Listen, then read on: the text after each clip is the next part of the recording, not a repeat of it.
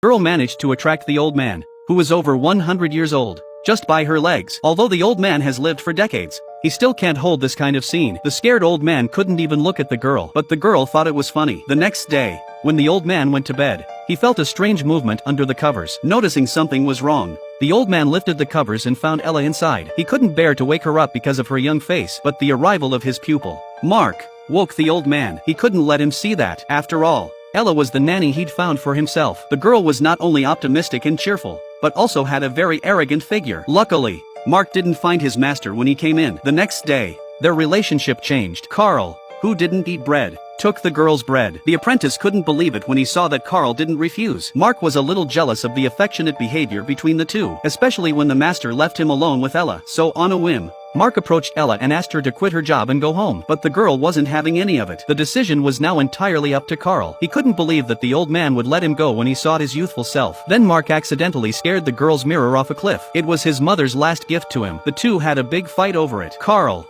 who was not far away, overheard them. He climbed down the cliff without a care in the world to retrieve Ira's mirror. When he got back up the cliff, Carl gave the mirror back to the girl. He was so touched that he went up and hugged the man. It made Carl feel like a teenager again, but Mark was alone in his misery. The relationship between the two of them skyrocketed when they returned. Ella let the man lie on her lap and said she would help him make a cartoon painting. When his hand touched the man's chest, Carl instantly blushed, especially when he saw Ella's tender face and lips. Carl fell asleep. He dreamt that he was a teenager again. Every day, he lived with Ella without a care in the world. In the midst of his imagination, he was suddenly woken up by a girl and pulled back to reality. Looking at the colors on his chest, he felt that age was not a problem. But that day, an incident broke the peace of the present.